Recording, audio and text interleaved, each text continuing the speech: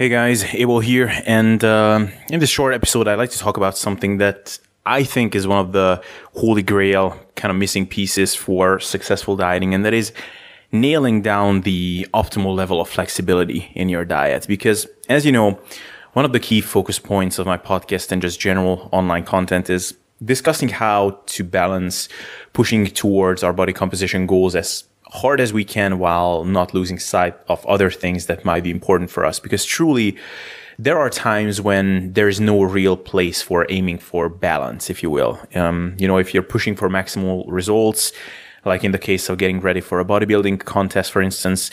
But in general, it's really important to keep long-term sustainability in mind and having a more lifestyle type of outlook on what we do with our nutrition, what we do with our training, all these things, and not just think about how we're going to get from A to B, but how things are going to be once we get to B.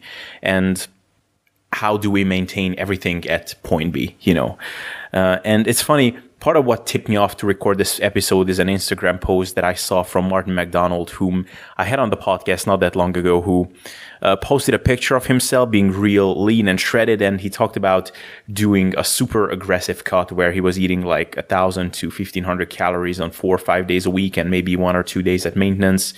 And, in the comment section, he was kind of jokingly said that, I gotta admit that there wasn't much need for lumberjack on all mornings, basically hinting at the fact that his libido and kind of male vigor took a serious hit over those 4 to 6 weeks during which he was dieting.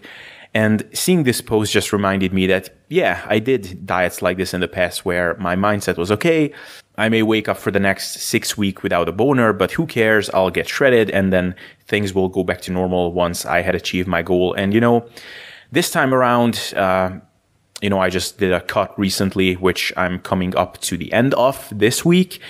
And even though I don't have a family yet, because I do have a relationship, which I prioritize highly, and I do have a social life, which I also prioritize highly, I felt like I just couldn't afford taking an approach like this, where I slash my fat intake to 20 grams a day for a couple of weeks and be just non-interested in my girlfriend when we're together because I'm just tired and hungry, So I decided from the get-go that I'll take double the time if needed to get where I want to be, but I will not let the human relationships that I built up over time suffer in any way. And, if you want to get down to 6% body fat to step on a bodybuilding stage, it might be inevitable to have those things suffer at some points. But if you want to get down to 9 or 10% body fat, which is what I did, it should definitely be non-avoidable. But with that, I want to talk to you about one of the biggest mistakes that many people make, and I certainly made these mistakes in the past throughout my dieting journey, and that is miscalibrating efforts of being flexible. So what do I mean by that? Flexibility and being flexible with your diet and your lifestyle is very important if you're dieting. You can take an approach of being super hardcore for, say, 6 weeks, isolate yourself from the world to make sure that you're only eating the meals you're planned on eating and you never miss a training session. If someone invites you to a little weekend out of town, you turn it down because you would have to miss a training session. And doing these things will make it easier to achieve your goal in the time frame you wanted to achieve it. But there are, of course, several issues with this. For one, you elevate the risks and the chances of burning out and actually not achieving your goals because of this burnout. But you also run the risk of just really damaging your relationships with people and loved ones while you're of this hardcore mentality. Because you might be thinking, no problem, it's just a temporary period and I'll get shredded and then everything will go back to normal. But the people around you only see you acting like a selfish asshole and turning into someone that they can't rely on when you have some goal on your mind in the moment. So being flexible is very important. But on the other hand, one of the worst things you can do is where you're aiming to be too flexible and basically try to minimize restriction at all times in an effort to keep things at balance so much that you're actually stalling your progress needlessly. Because I can tell you that one of the worst and most detrimental things you can do to yourself mentally is to remain in a chronic state where you're kind of pushing for fat loss, at least on a cognitive level. You have this restrictive mindset in the back of your mind on a chronic level, but you're not actually progressing towards your goals because you're just frequently shooting yourself in the foot with too many deviations from your diet.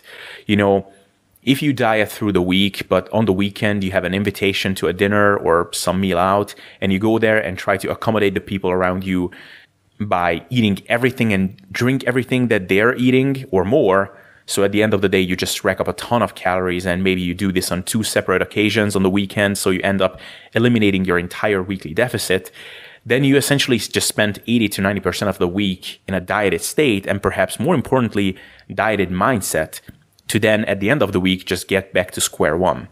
You might be thinking, no big deal, I just maintain my weight, but there's a huge difference in intent. If you have the intention of maintaining your weight and you maintain your weight that way, that is very, very different from actually wanting to diet and maintaining your weight that way. So very important to not get too far in terms of flexibility and actually deviate from your goals in an attempt to be flexible. And I can tell you, this current diet I did, I actually prolonged my fat loss by at least 2 weeks because of this, because I valued my relationships and the quality of my social experiences so much that I didn't want to make the slightest sacrifice. And then all of a sudden I realized that I'm actually just messing with myself. And then at that point, I kind of gave myself a small reality check. So going out with people that matter to you, take part in the events that they're involved with, is surely going to help you to maintain healthy relationships with them. But then making some smart food choices, turning down those extra snack items that nobody really cares whether you eat them or not, is most likely not going to make a dent in your quality of relationships with these people, but will actually allow you to keep progressing towards your goals. So just like with most things, there is a sweet spot to be hit. Flexibility is a great thing until it actually becomes detrimental. So if you have extreme goals, such as wanting to get down to basically non-sustainable levels of leanness, then there will be times where your body composition goals and your relationships will have to compete with one another to some degree. But until then, with a bit of a smarter approach, you can actually get the best of both worlds. So with that, my question to you today is, what is your experience with striking the balance with flexibility? And what have you found to be the flexibility sweet spot, if you will, for yourself? Alright guys, I hope you enjoyed this episode. If you did, please leave a comment and subscribe if you watch this on YouTube. If you listen to this on iTunes, please leave a rating to help this stuff grow. SoundCloud and Podbeam, you can just follow me to be notified on future episodes. And to be a contributing member of this podcast, join the Sustainable Self-Development Facebook group where you can drop ideas about future podcasts. I very often ask my listeners for tips and advice on who to get on next. So if you're interested in getting into discussions like that, be sure to join the Facebook group. And if you don't want to go through the searching process, just click one of those links in the show notes / video description. It is all there. All right, thanks for hanging around up until now, and see you next time.